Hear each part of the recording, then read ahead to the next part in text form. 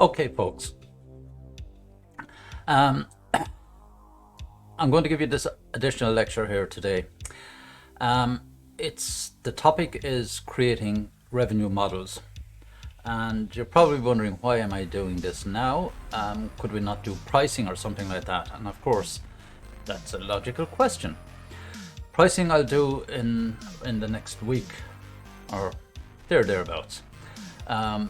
But most importantly, creating revenue models, this is one of the fundamental building blocks of your business model canvas. It's on the bottom left side as you're looking at the canvas. So this presentation will show you all the various possibilities of generating revenue. And logically, knowing these, then you should be able to identify your pricing, because sometimes the pricing might appear to be very much on the low side, but when you're going digital and you're offering your products or services over the interweb, then volume matters, and what might appear to be a small individual price could be extremely substantial. You just take, for example, Udemy or Coursera or any of these online learning programs or platforms. They often have courses on there that are relatively inexpensive. Now, you can spend a couple of €100 depending on what kind of program you're doing, but quite a lot of them can be offered for $15.99, $25, $24.99, all this sort of stuff. And say, Jesus, is this a value? It is a value simply because you will have thousands, if not hundreds of thousands, of potential customers or students or whomever are taking these courses. So it all adds up, and it's revenue that keeps generating itself month after month and so on. So without any further delay, let's get down to your presentation for today.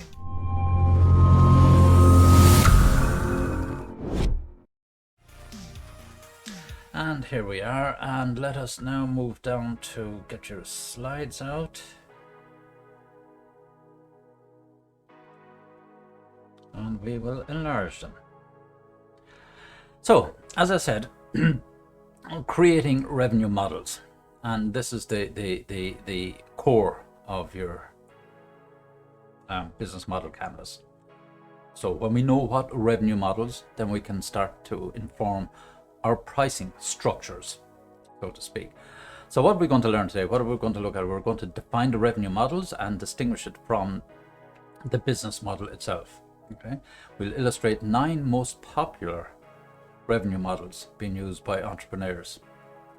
And of course, then we'll explain how companies generate revenue by profiling for free. Okay, so most of your apps most likely are free. And then you get, convinced to go premium, and then you pay a price. We'll also look at the drivers that affect how revenue as well as cost. So the revenue drivers and cost drivers. Now, I won't delve too much into the cost side of it, because that's a whole other area of your structure. This is the material that you're already preparing. How much is it going to cost me to develop this product or service? And then we're going to identify different strategies entrepreneurs use when pricing their product and service. And then finally, we'll explain the different methods of calculating prices. So this will give us a nice lead in to a more in-depth lecture on actual pricing. Okay, so let's just fire in. So let's look at one of these notable quotes. So remind people that profit is the difference between revenue and expense. Duh. That makes you look smart. Okay, Scott Adams, Dilbert. Actually, he's a very good guy. You should, if you get a chance, look up this guy, Scott Adams and Dilbert. They're a parody on business and behaviors inside business and situations and project management and all sorts of things business. His parodies on these, and literally the piss take is priceless, And I have his books from years and years ago. He's a cartoonist in some of the American papers, and quite well known. But anyway, I banter on. So revenue and revenue model. So revenue is actually the income gained from sales of goods or services. The revenue model is the key component of the business model that identifies how the company will earn income and generate profits. So it's the model, and these oftentimes people get these things mixed up. When we talk about models, the revenue model, the business model, and so on. This is purely the revenue model. How are we going to generate monies coming into the company? So how much are customers willing to pay? These are the obvious kind of questions you'll ask, and one of the obvious ways of getting those answers is to ask the customers. No, you don't ask them, look, here, I have this car, how much are you going to pay me for it? And you get the average of all those. So, but in a roundabout way, that's essentially what you do when you carry out various pieces of research and surveys and so on, when you're talking to try and elicit feedback from customers. Now you might just say, well, of a car of this type, what would you think it's worth? What would you be willing to pay? It's something similar to Mercedes or a Kadjar or a Toyota or whatever. So you'll use some kind of comparison. You won't tell them that it's the greatest thing on two wheels that you're actually going to launch, but you'll try and get a feel for something similar in the market. So how many customers do I need? And remember, now you've looked at your segmentation, you looked at your customers, what your addressable market, your target market, and then addressable market, and trying to work out the numbers of how many potential people will buy your product. And that's really only the starting point. That's not the be all and end all, because sometimes you might look and say, 50,000 customers or 25,000 customers or 1.5 million customers. And I say, is this really worth it? In reality, that's only the starting point, because as you market and get yourself out there, more and more customers from different segments most likely will become interested in your product and most likely will buy the product, and that's what you need to keep an eye on. So how much cash can be generated through sales, and then of course how much does each revenue stream contribute to the total?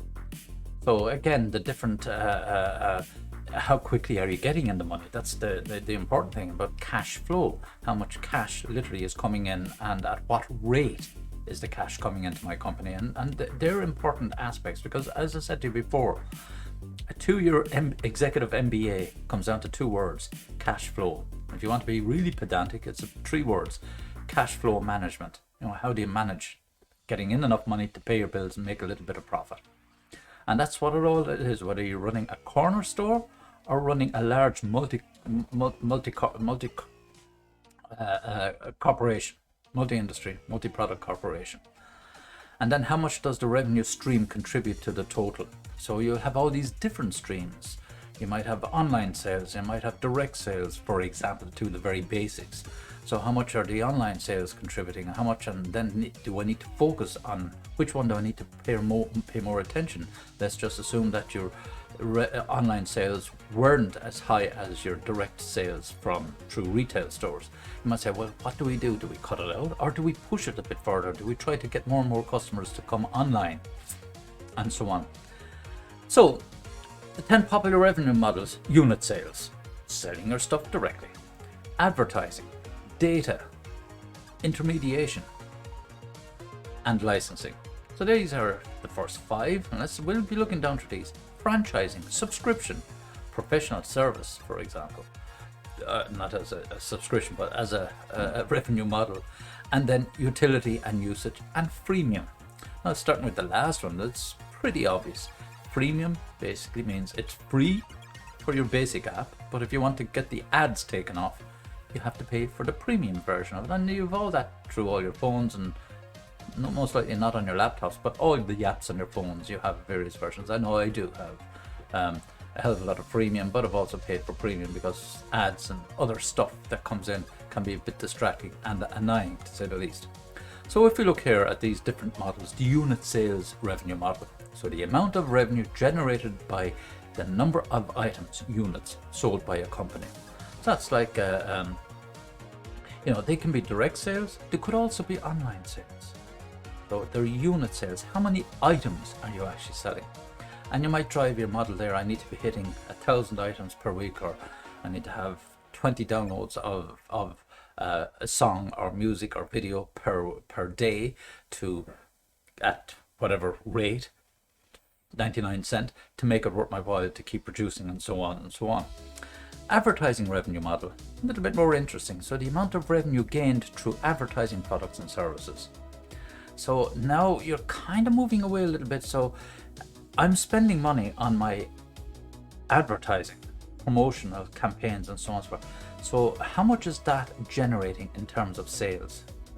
Can I make that relationship? And of course you can, because you'll be keeping all your analytics. You'll be, for example, the amount of spend on your advertising campaigns versus the number of units coming in. So let's just say you weren't advertising and you're selling 1,000 units per week. Then you have a big push and you spend 30,000 euros on an advertising campaign next week. And then you don't see anything happening that week, still maybe 1,000 units being sold, but the following week you might see that you're rising to 1,200 units, and the week after maybe 13 and 1,400 units, and then it begins to pare back again, maybe back to 12 and then 1,100. So you know that the 30,000 units, I think that's what I said, 30,000 euros worth of advertising has generated, let's say 12, 13, 14, that's 400, 300, 700 plus 200 is 900, plus 200 is 1,100, plus 100, 1,200. 1,200 additional units were sold as a direct result of the investment of 30,000 euros into your marketing campaign. And that's extremely effective. Now that's a very simple metric that you can actually pull together or extract from your data. Data revenue model. So companies generate revenue by selling high quality, exclusive, valuable information to other parties. So I have all this information about you as a customer, your background, your age, sex, gender, blah blah blah blah, all this stuff, all the details that you might have filled in when you were buying your product, name, address, location. We might even get more information about your background, your profession, maybe what salary income levels you're in, and all this sort of stuff. So we begin to find that data is extremely valuable. And here's the crunch about it. This sort of data has been collected since the early 2000s. And some would say that it's actually more valuable than oil, strangely enough. But it's not all that strange, because it helps companies, rather than having to go out and try and gather all this information through marketing and surveys and all this sort of stuff. They're able to buy it very, very easily. And one of the more common sources of such information would be the Central Statistics Office. I think here in Ireland they're based in Cork, they keep most of their data, but you can get a lot of data free from the Central Statistics Office.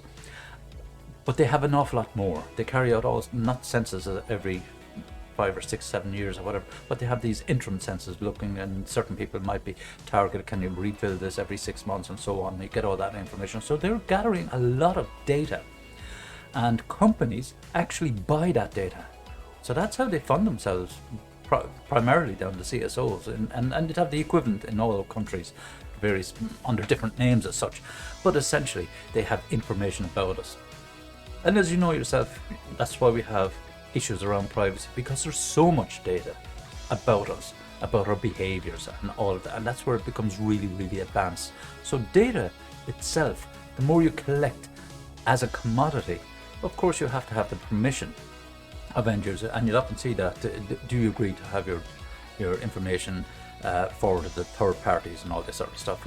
So legislation has kicked in to try and avoid any misuse of the data, such that you don't get unsolicited texts and emails and messages and so on and so forth coming up. And you also have data being collected by the likes of your Alexa and your Google Spot and so on, and because they listen in on conversations, and God knows I've proved it dozens of times. There's conversations with my wife here, and suddenly the thing goes quiet, and you wonder. And literally within 24 hours, we can see stuff coming up on our WhatsApp or on our Instagram or Facebook. Geez, we were only talking about that, and so that raised our suspicions a couple of years ago. And clearly, they're able to pick out information by listening in on conversations. Of course, now we can turn off the audio track and our microphone and all that, but it's really fascinating to see, and we've tested out sometimes with some really spurious stuff, and it's remarkable how quickly they pick up on what's going on. But that's data they're gathering, and it's extremely valuable. So Google or Alexa, they can pick up on words, and they're selling it immediately to brokers who sell on the data to companies, which enable those companies to be able to interact with us and send us adverts and so on. So the next one here, we have intermediation revenue model, the different methods by which third parties such as brokers, as I just mentioned, or middlemen can generate money. And that's where these companies, for example, even though they're out of business now, but the likes of Cambridge Analytica, they would gather the data from the various platforms and then analyze it, refine it, target it for different types of other companies, and forward on. This is all the analysis, and that's where they start to use some of this AI, artificial intelligence, obviously, to start extracting and creating more data about behaviors, looking at trends and patterns and likes, dislikes, and so on. And it is extremely accurate. Now, in terms of marketing, it's a marketing person's dream come true that you're able to target individuals. But on the flip side of it, that can be a bit of an annoyance, because we then start to scream our civil liberties and data and GDPR and so on, and privacy settings and so on. Yet, even though companies can be enabled to target individuals, I mean, which is it to be? You know, if you want something that's highly customizable, then you want to be able to get to know the customer as quickly as possible. So companies need to be able to target in on individuals. So there's a fine line, or let's just say a very large grey line, which we can get swamped into. And then, of course, on the lesser, should we say, data-driven side of things, we have licensing revenue, earning revenue by giving permission to other parties to use protected intellectual property, patents, copyrights, trademarks, and so on, in exchange for fees. So for every time, for example, you hear music on the radio, copyright is paid to the songwriters, the musicians, and sometimes the distributors. So there's a whole range of people get a slice of the copyright. It might only be a few cents or whatever it is, but the likes of prolific songwriters are constantly getting checks. You know, you take Paul McCartney, he's getting checks for hundreds of thousands literally coming in his door each month or quarter, or whatever the case may be, because they played Beatles music so many times, and he was one of the co-writers himself, and John Lennon and all that sort of stuff. So that's how they actually make money, and they're quite prolific about protecting their copyright. As you know, for example, last year the digital rights management, or something like that, DMRC I think it was called it. It's a law that was brought in the States, and YouTube enforce it quite vigorously, while YouTube is essentially a private company. It's not state governed and anything like that. But if you have any copyright material that you upload, it will be marked as such, and if you get 3 strikes on YouTube, they'll take down you, your channel, all your past videos, and so on. And this has created a lot of problem. That's why, for example, the music you're hearing in the background, I hope, I got that from, do you remember that guy I showed you before, Harris Heller? He created a whole platform, a web platform, to deliver copyright-free music, and I just picked this particular genre, which is synthwave, as he calls it. It's heavy rock and so on. Some have vocals, others don't have vocals, but the whole point was to get around this so people, streamers and YouTubers and creators and innovators, don't get caught out with YouTube. Now, I've already had 1 strike, and today is the 3rd, so by 12 o'clock tonight that strike should be off YouTube, will be removed. Nothing got to do with my lecturing, fortunately. It was a video of my nephew I put up last October, and as a consequence I had something like 30,000 views of the video, but the distributors complained to me, and I didn't get it down in time, and they went to YouTube and said he shouldn't have that video, blah blah blah, take it down. I was pretty pissed with them because of the way they acted and so on, and I spoke to the guy that made the video and all that, and they said, look, normally we don't talk to people, we just go in and do it. I said, okay, but I said I wasn't claiming any credit for you. In actual fact, I did say that it was this video was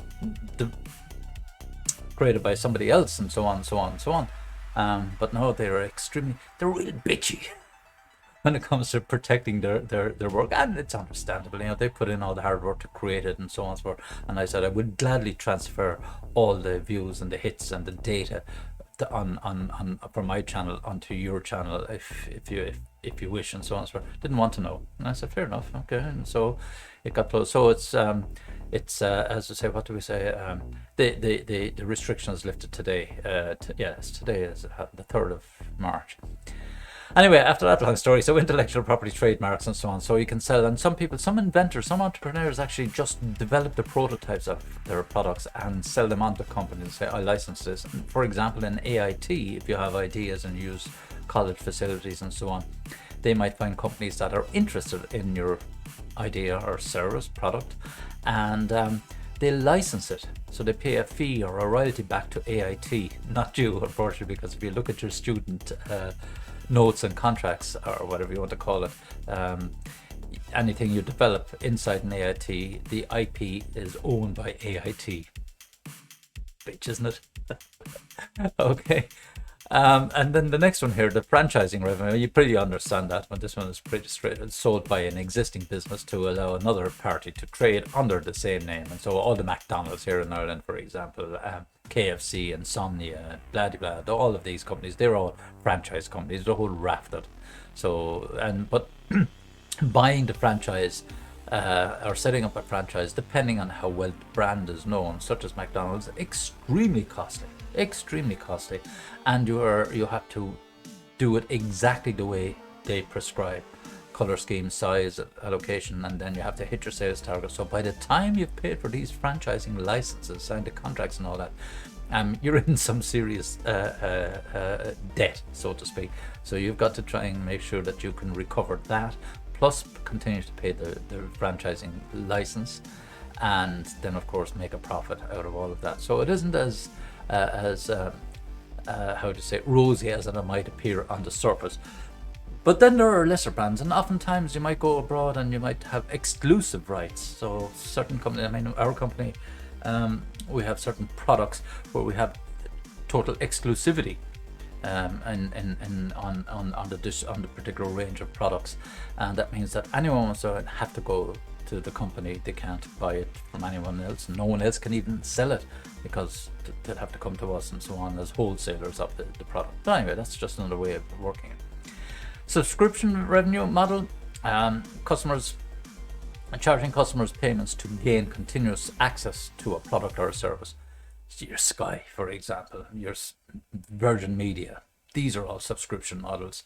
Your what else? Oh God, your mobile phone, you're paying a subscription model there. You're paying, you know, if you pay on a bill pay, and even if you're on prepaid, you're still paying a subscription. You have to pay to use the service, essentially. So these are the subscription models. I have two that comes up. I had Zwift, which is an online training platform, and I have Netflix. You probably all have Netflix. These are subscription models as such. And then professional revenue model, professional services on a time and materials contract. So what would be professional services? Well, for example, a doctor could be a professional service, an architect, a project manager, consultants, for example. So you're paying for their time, and you hire them in to do a specific job, or you're paying them to deliver a particular service. They may have to use unique equipment and so on and so forth, and you're paying for both. The person, say for example, what do you call it? Gas boiler engineer comes out, and you might have to change filters, so you're paying for the materials, but you're also paying for the service or the professional service. So that's a professional revenue model. Then you have utility and usage revenue model. So charging customers fees on the basis of how often goods or services are used. So the more you so for example, utility service might be your toll system, on the roads. So the more you use it, the more times you pay the toll going up and down to Athlone. If you pass that, you're going to Dublin or wherever, coming up this direction, you'll go, and you're coming from Galway, you'll pay two tolls. And if you use it every day, of course you're going to be paying it twice, four times actually, Galway and Athlone. Galway and what do you call it? Kilcock. They're the two toll booths. So you pay twice on the way up and twice on the way back if you're driving up and down to Galway. That's the kind of, you get the gist of it. So that's the kind of utility and usage. The more you use it, the more you pay for it.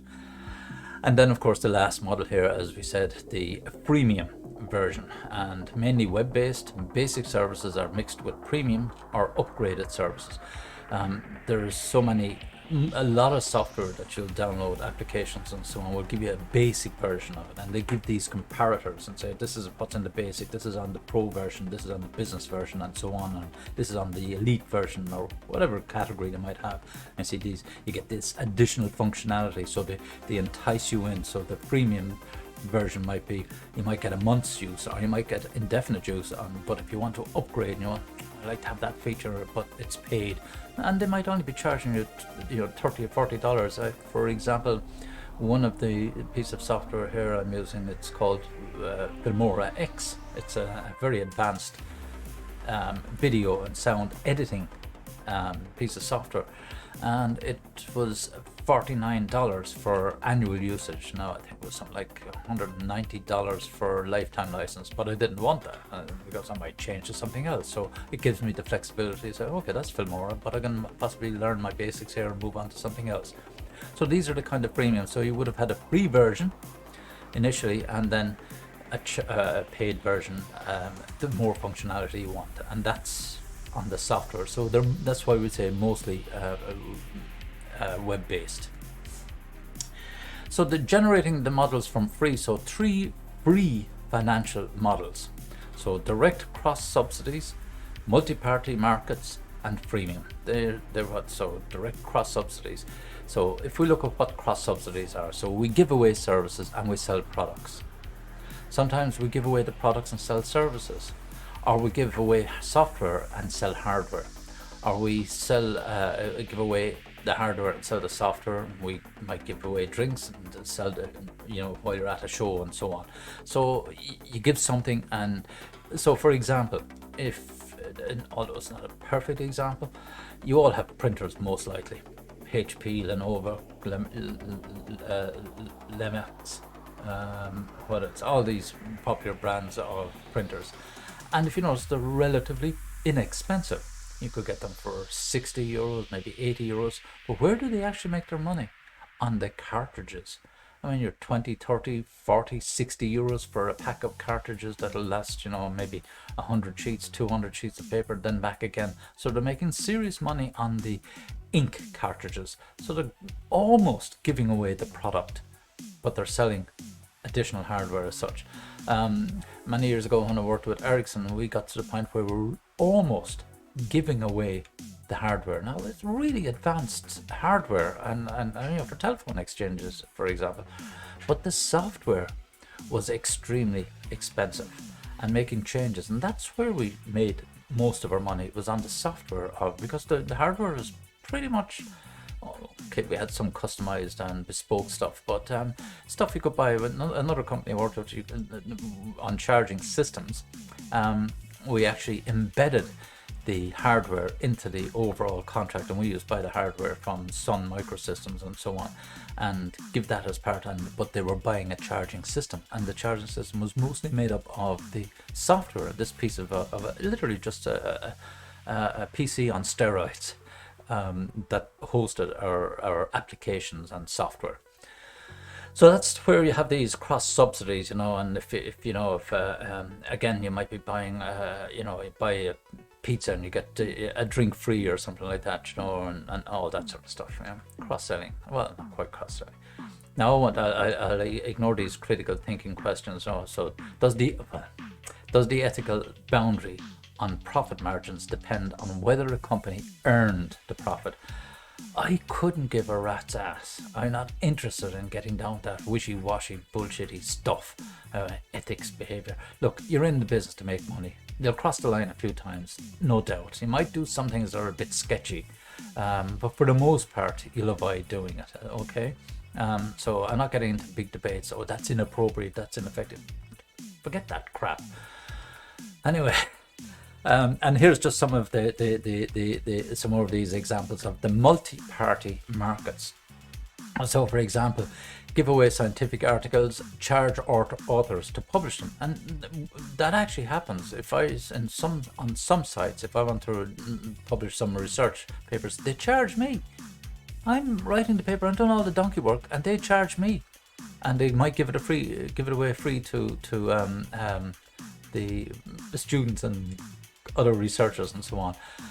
Give away document readers, sell to document writers, Adobe, for example. So you can read the stuff, you can open stuff with Adobe, but you can't do anything else above and beyond that. You have to pay for Adobe, and that's expensive software. Poor Adobe. But there are lookalikes that you can use that are less expensive. But trying to edit PDF files and change things is you need to buy software to do that. And you go down the list here, give away house listings, sell mortgages, and they have the examples of these companies. But here are all the houses on the market. Come in and we'll organize a mortgage for you. So you're enticed by the brochures of the houses, and you pick a house and so on, and they say we'll organize a mortgage for you, and you're delighted for yourself because they've sold a house and they've given you the package of the mortgage as well. Give away resume listings and charge for power search. So this happens with LinkedIn. So they will people put up their data and so on, and LinkedIn share that. But if you want to search, you'll have to have access to certain databases and data inside LinkedIn, and they charge companies a fortune for that. If companies want to headhunt particular types of individuals and so on, and that happens quite a lot actually inside of LinkedIn. That's why before I start this next slide, be careful. I think I've said it to you before. Having a very powerful LinkedIn profile is extremely important. Companies do look at these things, and for crying out loud, do not be putting up all sorts of shite about parties, this and that and the other thing. It's a professional site. Save all that other crap for WhatsApp or Instagram, and so actually I wouldn't even put it up there, because once companies get the wind of who you are, they'll do a troll through all sorts of social media to see what the hell is this Mark Cashin made of and so on. For what kind of a gobshite is he? What's he into and all that sort of stuff. So be careful and treat it professional, because it's part of your network now. We'll be doing a lecture on networking in the very near future, but it's important. You have your network of class colleagues at the moment, and you'll have your network inside in work itself. And you remember my saying, your net worth is your net work.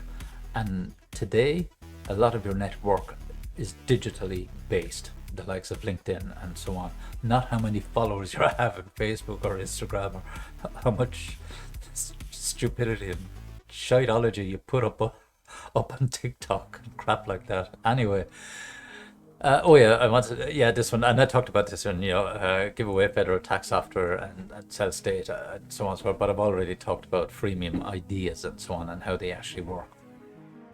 Flickr is one classic example that charges for additional storage space. So, and you also have that with your Google Drive. Is something like you're given 20 gigabit of drive space, but if you want to get 40 or 60 and upload more and more photographs and videos from your Tumblr nights out and all that sort of stuff, and Instagram adventures, they'll charge you for more space in Google Drive, for example. Skype likewise, as you can see here, another version of Zoom, probably one of the first versions that came out was Skype. So you can actually have premium versions and business versions and multi-user versions and so on, but you pay for them, excuse me. And so the 4 key revenue drivers, obviously, what brings are the customers who buy your product, most definitely how often they buy it, the price of your product or service, And then the selling process. How easy or difficult do you make it for customers to buy your product or service? So these are really important areas. So obviously you have customers, and the price has to be right. How easy is it to buy something? How easy is and how often do we do it? If you're like myself, you probably have used Wish as well, and they make it so easy. You link your PayPal account to your Wish ID, and you go into Wish, you pick items, you buy, it goes into your cart, and then when you go into your cart, you look down and you see, oh, here are the items, this is the total cost, and this is the delivery cost of it, and you have the dates and all this, and then you have down here, and see this can keep jumping across, swipe to pay. So you just swipe that and bang, job is done, and you get an email from PayPal, so much has been taken out of your PayPal account, which is linked to your bank account, and so on. They make it extremely easy. This isn't new. This has been around from the 70s and 80s in terms of the TV shopping. So literally people could pick up a phone, I'll buy that, and here's your credit card and so on. A little bit more complicated way of doing it, ever so slightly. People were shopping from their armchairs. Now we're doing the same thing at 1 o'clock, 2 o'clock, 5 o'clock in the morning. Hopefully you're not full of drink when you're trying to buy stuff on Wish at that hour of the morning. And so, oops, I bought what?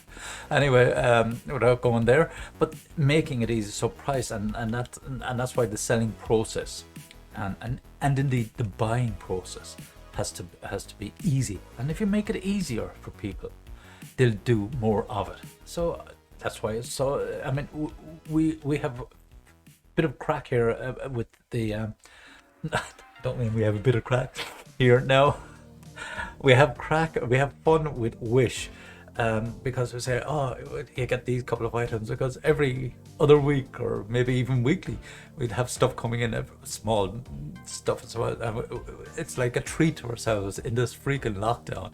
There's a bit of fun, a bit of crack, and so on. Oh Jesus, we don't get crack on. No. Anyway. And the cost drivers, so let's have a look at these. So the cost of goods sold, obviously, and the operating expenses, administrative, marketing, research, and all your usual overheads, direct and indirect, and so on and so forth there. So you're in the process, obviously, of working out your cost structures, which is the bottom right hand side of your business model canvas, the other building blocks. So you look at how much do we have to pay in salaries, light, heat, rent, leasing, and all this sort of stuff. This is how much it's going to cost us to run this business for the year, divided by 12, and it will say this is how much it costs us to run this business per month. And then we say, okay, so that gives you an idea of your costs, and then you might factor in other things, expected rises in operating expenses such as light, heat, for example, insurance, and so on. And here's an example of the sample income statement, how you construct it. Now I don't need to go down through this because you've done or are doing a lot of this at the moment. But suffice it to say, you have the sales, and then you take everything from that, and what's left over is profit. Okay. So the pricing and premium products. So if free products are not attracting enough new customers, then the features needed to be improved. So again, you have to be careful about what you're offering free. It has to be attractive enough and sexy enough and have a lot of features in there. Say, wow, this is great for free. Is there a catch here? Or this is great for free, what else would I be getting if I was paying for a premium version? And so on. So getting the should I say, the trade-off is extremely important. If you give it away just something very simple and basic, and say by paying for the premium you get all of this, people say that's a big risk to take. I can see what this potentially could do, but I'm not willing to invest. So getting the the balance right between freemium and premium is really, really important. So when lots of new users sign up to new free products, but not many upgrade to premium, then the free products are too fruitful. So in other words, you're giving too much away and need to be scaled back. So getting the balance right is really, really critical. Okay, so watch that. But you can you can evaluate that again through your data analytics and see how many people are taking the premium one now, how many of these are converting to premium. What do we do to try and entice them to convert to premium? can we push information? So once they're in, now can we start emailing them and sending them messages and texts and so on, all these notifications to try and entice them or encourage them to go premium. I do have it on 2 apps there, and they're constantly sending me stuff. I'm going to actually delete them and not subscribe anymore for that reason. It can be bloody annoying. They're pushing too much at me.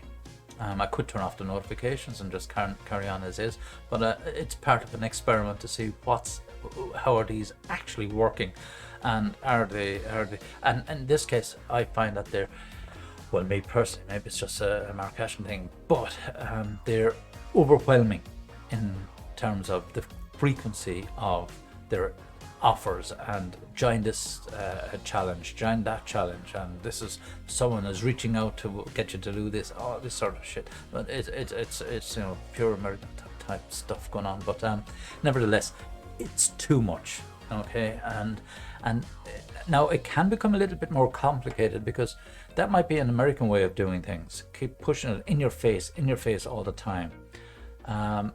We're not quite so conducive to that type of behavior, and even other areas, other countries such as Finns and so on, they'd be freaking, these guys are nuts over in America.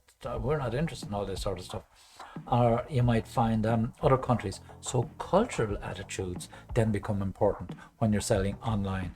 So again, analyzing where your customers are, what kind of response, how much pushing can you do with various customers to try and win them over into premium products, and based on societal and cultural norms within those countries as well. So it becomes a little bit more complicated, but you need to know that sort of stuff, and that's what can lend to success or not. And again, when customers don't understand why they should upgrade to premium, they're less likely to convert, clearly. So if they can't see any huge benefit, then they won't go if you've given away too much.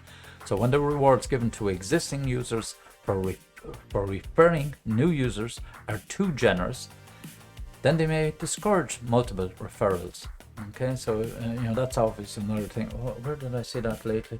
I was on some piece of software I was on, and it said, you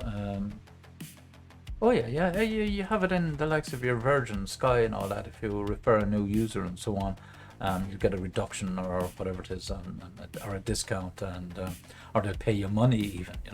Again, that concept is not new. We used to have it in business. If you hired somebody, or you were trying to fill some vacancies in a company, you might say to your staff, and the staff saying, well, I know a bloke and so on, so they got a referral fee. So these things are around. But if they kept putting the same people and all their mates come through, they weren't getting anything. So, as a critical thinking question, again, not too worried about these, but look at the last one. How would you encourage your user to convert from freemium to premium? Well, again, as I said, I've covered it in detail there, getting the balance right in the first case, not giving away too much, and just having that just beyond reach or beyond availability to encourage them. And if there isn't a huge gap between what's free and then say from going from free to $150 or 150 euros, that's too big a jump. But it might be going from free to 6 or 7 euros per month, or 5 euros or 8 euros or 10 euros. So if you ever look at the pricing of apps, you'll see this, oftentimes they're in cents, and then depending on the type of app, they'll go up a little bit more, but you won't be paying 60, 70 and 80 euros for an app. Certainly not, on software for your PC, maybe going up into those realms. All right. Oh yeah, an example last night, there was I was looking at doing another course in Cornell University, to drop names, and it was in a particular area that I do teach, and I thought this would be interesting as to what they're offering, and they came back with their pricing. It's a 6-week course, and you get a certificate from Cornell. They sent me back an email this morning, and the price was $3,600, and you can pay this, I think it was $650 per month. And I looked at it and said, no freaking way under the. In my house, will I be paying $3,600 for a 6 weeks course because all I'm doing is paying for the name, the brand of Cornell. Is it worth it? No, definitely not, because I know a lot of the stuff anyway, but I was just interested to see what perspective they were coming from. But it actually gave me a lot of information about why they're looking at this approach in business and so on, and strategy and day-to-day operations, why they were looking at this particular concept that in actual fact, I've given lectures on this going back to 2006. These guys are coming out now giving the same approach, and I hint of what I'm saying is that how many times have I told you that when you're looking at problems that you're able to look at it from multiple perspectives? Well, it's in those realms anyway. So anyway, that's that question there. So common pricing strategies.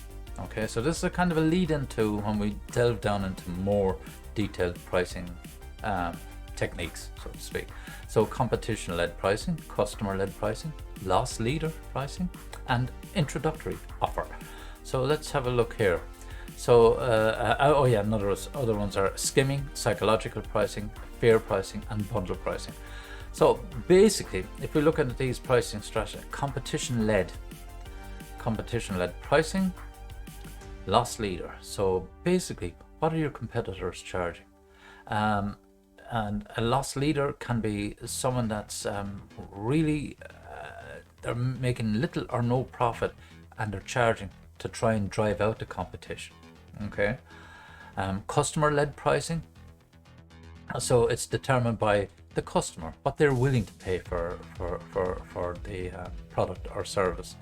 Introductory offer, your Sky, get it for 25 euros per month, and after 6 months it goes up to 55 euros, that kind of thing. Skimming is coming in cheap and cheery initially and then rising the price, or coming in hard to try and get as much profit as possible. Psychological pricing.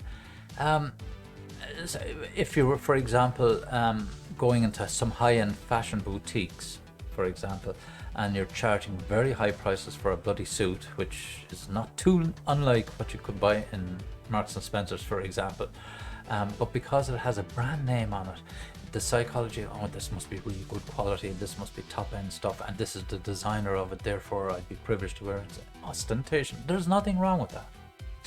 But nevertheless, it can be psychological pricing, to encourage people. So, and what has crept into a lot of people is if you put it in too cheap, people say, "Oh, geez, that can't be good. That can only be rubbish," and so on and so forth. And you often get this, made in China approach. Be very careful, because a lot of the stuff made in China is exactly the same stuff that you're buying under the brands here in Europe. It's just that they are manufacturing it far more cost effectively, and therefore can sell it an awful lot cheaper than our European sources as such. Fair pricing, that's where you basically strike a bargain between what the customer is willing to pay and what you're willing to sell it for. That kind of fair pricing. So both appear to be a winner. Okay, not losers, both appear to be winners. So customers happy. He asked for 100,000, I got it for 77,000, and you were expecting to get at least 50,000, you got 77,000. So that kind of fair pricing, we're both happy. You didn't get the 100,000, and he didn't have to pay the 100,000. Okay. And then bundle pricing, so mixing in bundles, and again the perfect example of that is the likes of your Sky Media and so on. You have different bundles, so many channels, so many sports channels, movie channels, or the basic package per month, and then you add these channels and you can pick and choose. So we're getting to the point where it's almost pay-per-view. So I watch these movies, I only pay for those. In some cases you can do that anyway, but based on usage. Okay. So calculating prices, so cost-led pricing, price based on all the costs. Target return pricing, price based on the amount of investment. So how much have you spent to get the product or service developed? That's how much it costs you. Therefore, we need to hit this price to cover our cost in a period of time. Do you want to try and get it done in 6 months? Can you get your investment returned in a year? Can you be making enough profit that you'd be clawing back your investment over a year, 2 years, 5 years, and so on? So be careful on that one. Value-based pricing, price based on how it benefits the customer, so how much they're willing to pay for it. And that's where your branding comes into it again. So the better you are at a job, customers are psychologically conditioned to want to pay more because, oh, such and such a plumber, I pay slightly more for him because he's hard to get, or such and such a physiotherapist, I'll spend so much there because, you know, he's top of the range, and all this sort of stuff. So you can have that value base. The value is the perception of the consumer, not you as the seller, but as a consumer. So you can get feedback from the consumer that they're willing to spend a little bit more because your reputation precedes you, to use that expression. Okay, and that, folks, is the end of your slides on a topic. So let me just clean down these things and get back to my usual. Now here I am back to my usual spot. So revenue models, all you needed to know, all the different types of revenue models that are available. They're important because they will help you determine how you're going to price your products, what way you want to get money coming into your business, whether it's for a product or a service. And as a result, when you have that product or service, the revenue models defined, then you can start pricing your product. That makes it a little bit easier. That's why I said some people might think I'm putting the cart before the horse, but in actual fact, when you know how you can get money in, then you can start pricing and be more effective about pricing, rather than the other way around. This is the price, now how am I going to get people to pay for it? Doesn't make sense, really. So that's it, folks, and I will finish on that one and let you go. How long have we been doing this? Yeah, not too bad. Okay, well, folks, catch you again. Take it easy. Cheerio. Bye bye.